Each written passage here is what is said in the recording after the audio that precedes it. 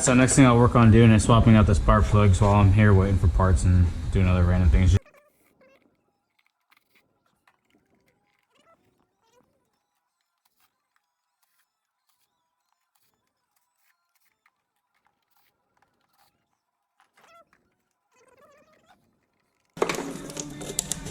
All this harness back here is connected to it, so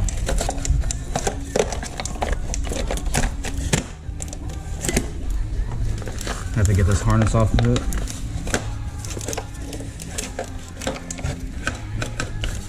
Why wouldn't it be connected to this?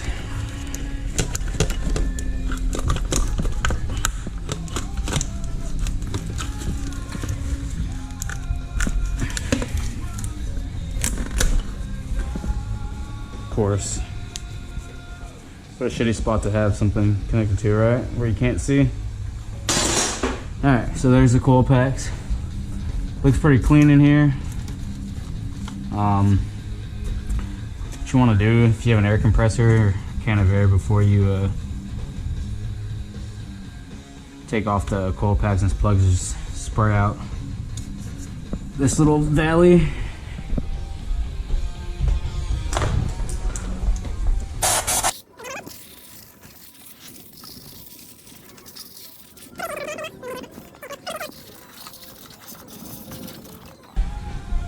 Alright, working on getting the packs off next, probably a 10 mil.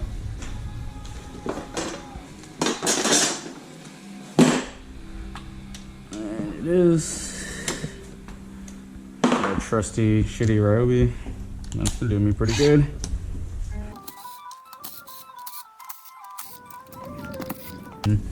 Disconnect. Ooh, look at that. What I was talking about, being brittle. I've also seen people replacing this harness, which I guess I'll have to, maybe. I barely clicked that and it broke. I bet you all of them are gonna break. So brittle. Yeah, they all feel like they're breaking. Whatever. Let's get them off and out of the way.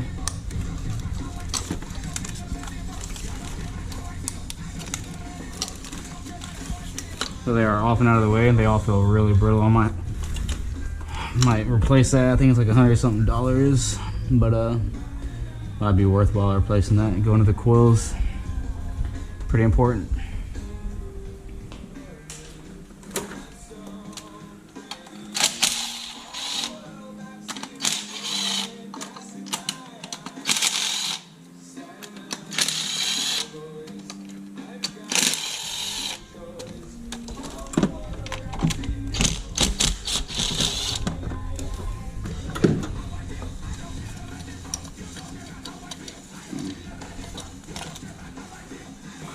Mine are marked 1, 2, 3, 4, 6 all the way. Probably a good idea to do.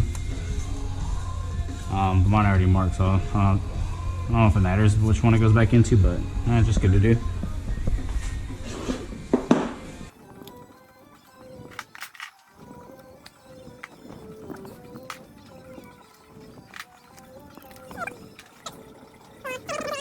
Gotta get these plugs out.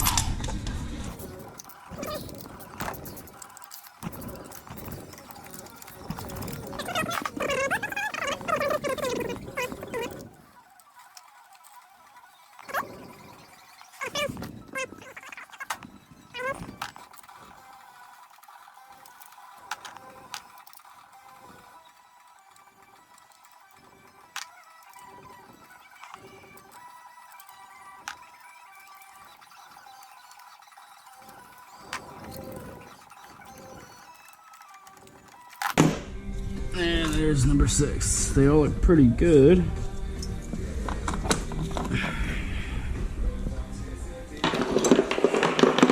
Alright, so we'll get the new ones, make sure they're gapped how they're supposed to be, and then start installing them. Alright, next day I went and bought another tool because I couldn't find my spark plug gap checker. So yeah, again, these are the plugs I'm going with. Gap to 0.8 mil. That's what all the forums, Skyline forums said for stock boost on the GTT. So I'm just gonna be running stock no more than 10 psi. So These are the ones, 6ES. If you go higher than that, then 7ES would be the part number. These come pre-wrapped to like 1.1, so I'm glad I waited to put these in to check the gap because they would have been way off. So gap to 0.8. I'm gonna go ahead and throw them in.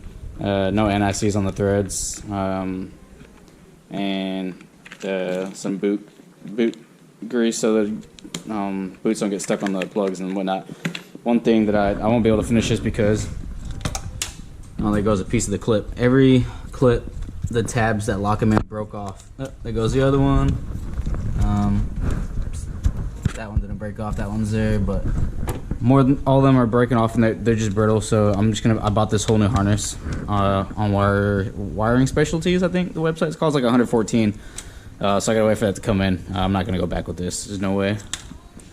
So yeah, let me go ahead and get these plugs on. I'm not gonna record it. It's pretty self-explanatory, simple. I'll get those in, and then we'll when the harness comes in, I'll continue on. The new wiring specialties coil pack harness came in, so it's pretty nice. Let's go ahead and see how it looks. Let's see how it goes up. So they're all labeled too, like 1, 2, but it's pretty self-explanatory. They're linked to go to each coil, so that clicks in just fine. That one clicks in just fine.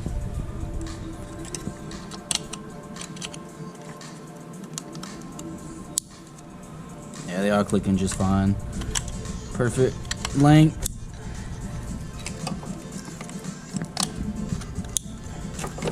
Number 6. And then the main one will go right here to the harness. It's pretty clean. Let's see if I do this with one hand. I might have to set this down. Bam.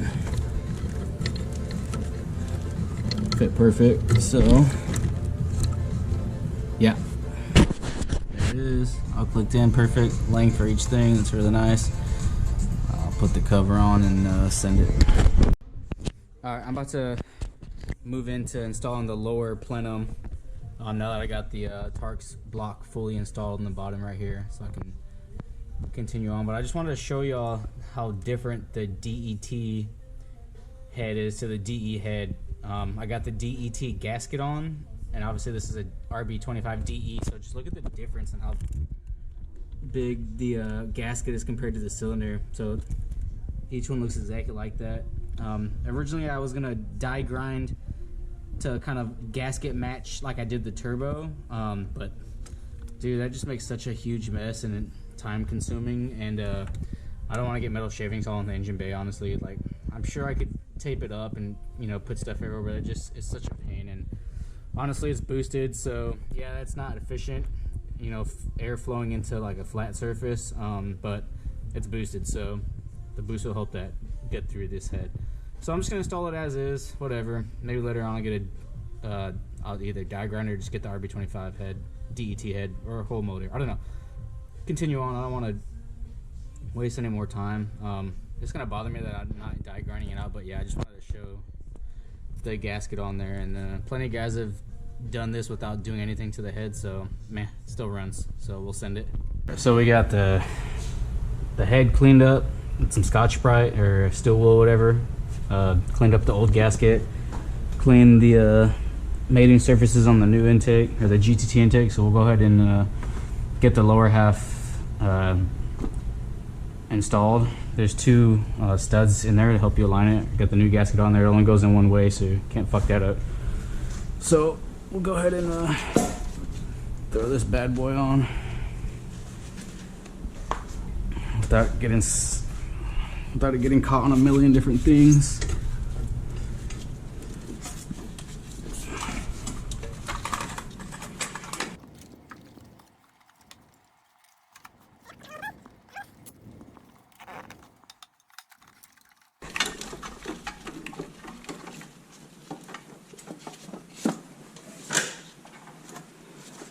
Alright, well there it is. Just getting caught on a bunch of, this tube was the main one. Other than that, everything looks to be good, so we'll get the bolts get those hand threaded on and get them started. If I can even see it. Which I can barely see it. Alright, got the lower half installed and torqued. Like I said, there's long bolts, medium sized bolts, and actually the small bolts ended up going to the upper plenum. But yeah, torqued to 18, or yeah, it's 18 to 22 newton meters, which is like 13 to 16-ish foot-pounds. So got the torque wrench, torqued them all. It's tricky, but you can torque them. So there's the lower half. I'm gonna go ahead and do the fuel rail next. And I mess with the brackets and stuff, and again, continue moving on forward. And then there's sensors you gotta take from the old one, temp and coolant temp, and I don't know what the other one is, pressure or level, I don't know. Don't forget to do those, and just checking over all the brackets. And alright, so something else to do is replace all the fuel lines that I cut up, and you want to do that anyways because they're all brittle. So go ahead and go to O'Reilly's or Advanced, AutoZone, whatever you got around. You get you 5/16 fuel line. There's this little piece right here on the fuel rail that I just replaced. There's another piece right here that I was about to do. It goes from this pipe to this little, this is the regulator right here. I'm not going to do yet because I'm going to replace this regulator with the Tomei one. And then those blue fittings will go right here, and the regulator will get mounted on the strut tire. But I wanted to show you, it's held in by two, hopefully you can see them, these two Phillips heads. One's right there. And I just got the other one out right here. They're seized on there, and then they strip really easy. I don't know why they would use Phillips. It's just really shitty. I even soaked them in penetrating oil, but I was able to break this one loose with some vice grips. But you can't get vice grips into this one, so I'm gonna keep messing with this one. It's already stripping, but hopefully I can get it out. Holy shit, the thing stripped to shit, so I ended up just hammering this into the screw. Drilled a little bit, hammered into it, and it finally broke loose. This is a setup. God damn, what a pain in the ass, but it's out. So get this swapped out with the fittings. Just pop it out. There it is. Go ahead and toss this away. I'm not gonna reuse these screws, obviously. I went and grabbed looks to be an M5 by 12, and it threads right in. So I'm gonna go ahead and replace it with these Allen key ones since I have them. I'll just reuse the washer from the rail. So yeah, here's those two fittings. I linked them in the video. If you're gonna go with the Tomei regulator, this replaces that regulator. This is just a bypass or a pass-through, and then the regulator gets mounted up on the strut tower. So here they are. Go ahead and get these ripped open. Everything unwrapped. About to get it ready to get installed on the rail. So there's your two fittings. Go ahead and screw this one in.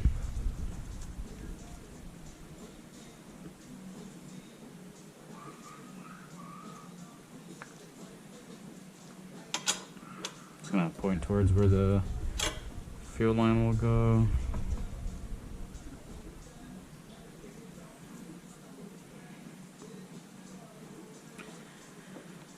We'll go ahead and get this O-ring somewhat lubed up real quick, as with everything else. Help put it on and not rip it in the process. O-ring installed, and then I'll just bam, needs a day. We'll get the bolts threaded, and then tighten that some more to get it closer to where we need it.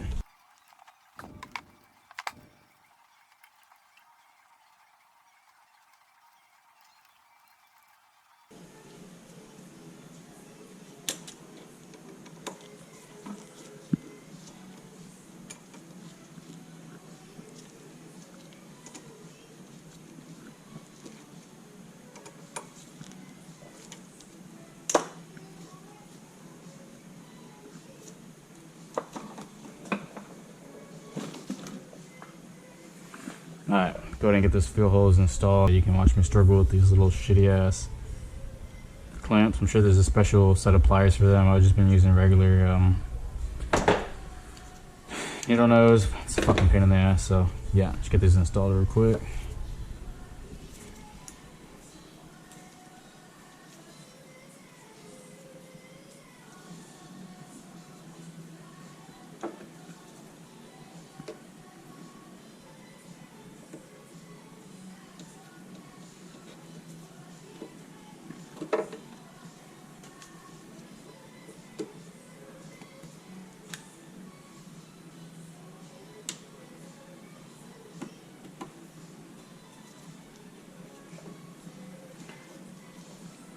Bam.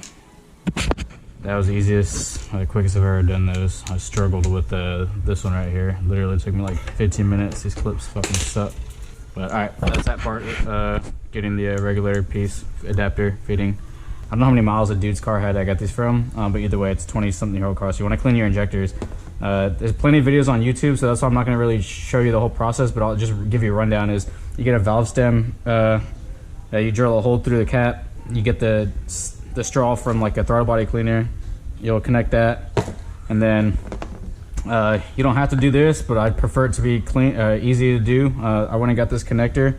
This is a part number right here from O'Reilly's. It connects into the injector, so it's really easy. No issues with mixing and match or touching both ports or whatever. Not that I don't know if it matters, but I just like doing it cleaner.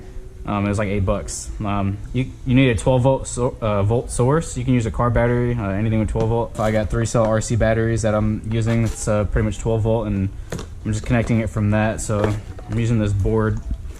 Just again, I just moved here, so I got shit everywhere. So I've just been like using random stuff. So I'll just show you how to do this one real quick, just to show you what I've been doing. So you get the valve, you put it into the top of the injector, you take the O-ring off.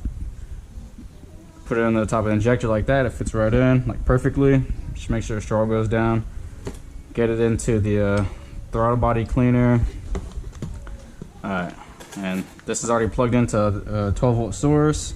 So what you're gonna do is at the same time as pressing down on the can, you're going to click the connector, not in, but not all the way. You don't want to hold it in because I don't think constant power in it is what, or is made. Injectors aren't made for that. They're like constantly clicking. So let me just see if you can hear this. I don't know if you can hear it. Hopefully it's clicking. So while you're going up and clicking up and down on it, you want to press down the can. So just kind of like that, and just do this a couple times until the stream looks how you want it. All the injectors looked pretty good. Nothing. All the streams looked pretty much the same. Looks like it's doing it. Nothing's clogged or anything. So yeah.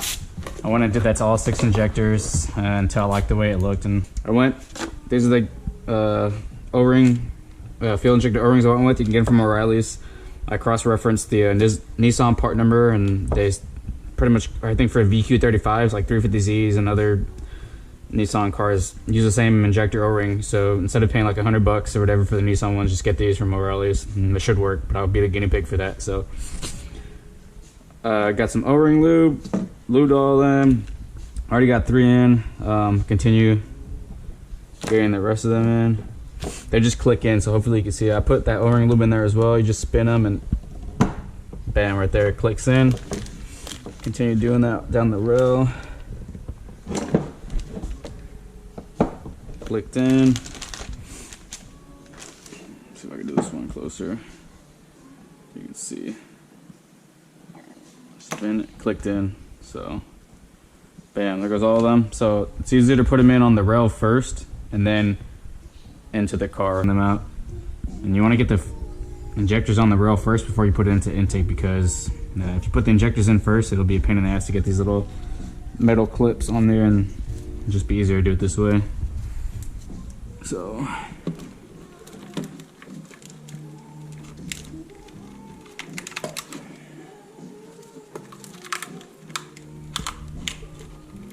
get it lined up.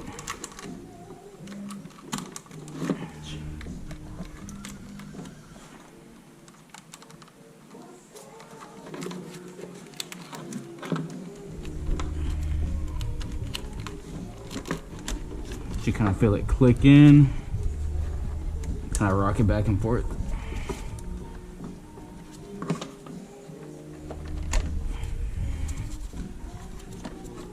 There we go. Get your 2 12mm bolts. Should be the same size, yeah.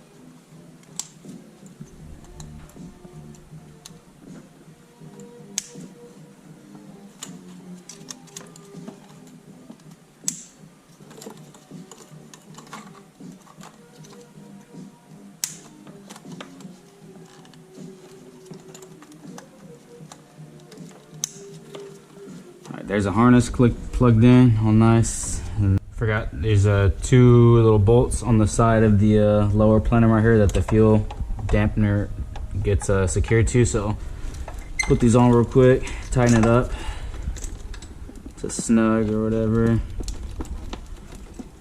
Good enough. Let's get the upper intake on, upper plenum, and then come over here. Or oh yeah, new gasket.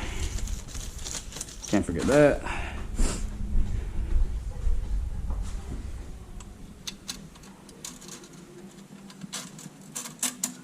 These 3 bolts are gonna be a pain in the ass. You have to go from up underneath, and it's gonna be fun, but whatever. All right, the idle air control valve came in. Found it on eBay for like 200 bucks. Hopefully it works good. It was dirty, but I cleaned it. So I'm gonna go ahead and get that installed. The upper plenum didn't come with the screws, so I thought I could use the ones from the GT intake, and I can't. They're too short. Put the bolt in, it doesn't reach, so just went to Ace Hardware, bought longer screws. I got a new gasket, so I'll go ahead and get this installed in the upper plenum, and I'll get the upper plenum installed on the car, and then we'll continue on. Alright, there goes the idle control valve on. It's torqued to like 11 Newton meters, so that's like 8 foot-pounds, which is like 96 inch-pounds, whatever torque wrench you got.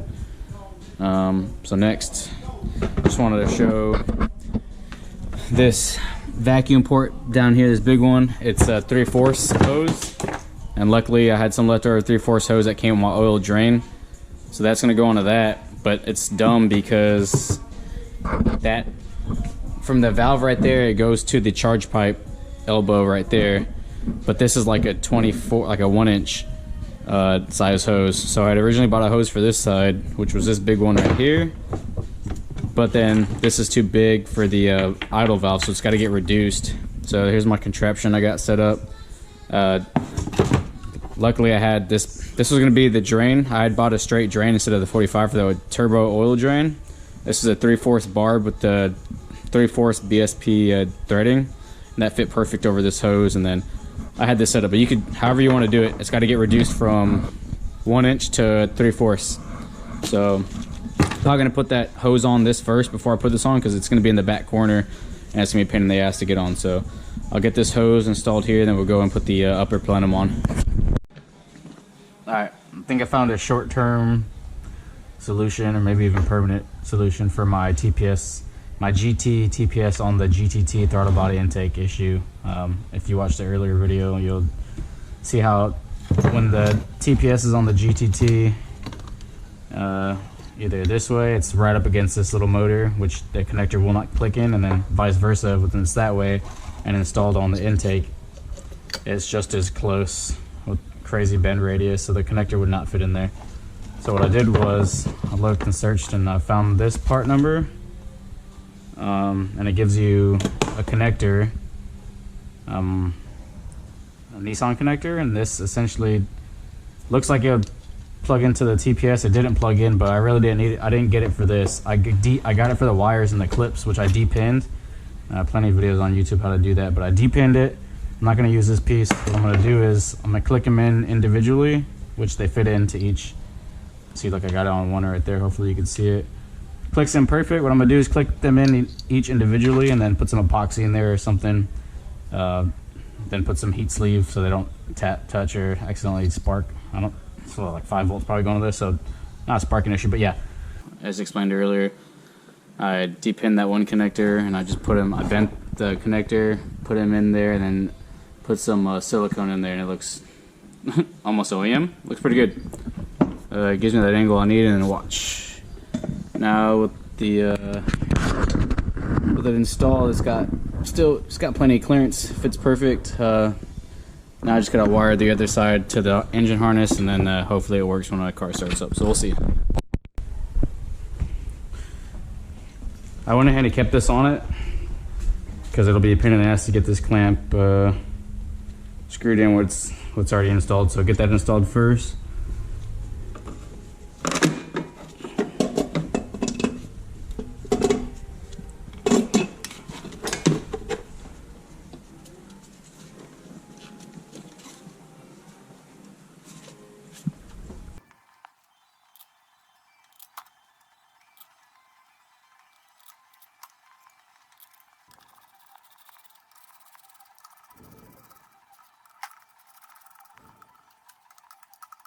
finally got those 3 lower bolts in. Arm on the left side underneath, you can kind of fish it through with a flashlight, you'll see them. I can't show you on the GoPro because it's like you'll never be able to see it, but I get all these torqued down to it's like 156 inch-pounds or 13 foot-pounds.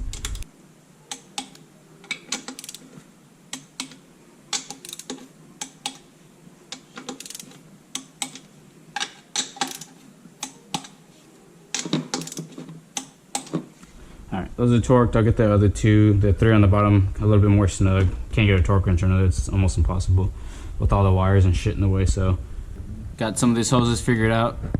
There's this little center bracket where one of the coolant lines coming from the back underneath here went to this little bracket and then went to a throttle body on the GT. But since I'm doing the GTT, you delete this coolant little block right here for the it has vacuum and coolant. You delete the coolant part. I already capped them off, the little blue caps. Reroute the coolant line that went from right here, reroute it up to this middle one, and that settles that one.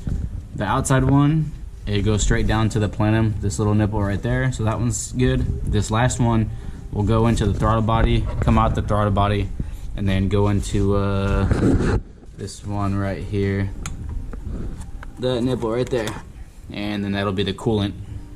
Almost all the coolant lines. Got the throttle body on the bench, just making sure all the coolant lines are hooked, or the right ones hooked up, because once you put the throttle body on, it's gonna be almost impossible to get to these. So you want to make sure these are right. It's a coolant pass through, but since I'm going with the GTT intake and everything, I had to mess with hoses, and I'll put the diagram of what coolant hoses go where, and I'll show you here right now. But just make sure those are set, and then the throttle. I didn't get these bolts either, so just Ace Hardware. Go get your ones that you need. These fit. So I'll get this installed. Got the new throttle body, gasket. Alright, there all. Got them all. And just.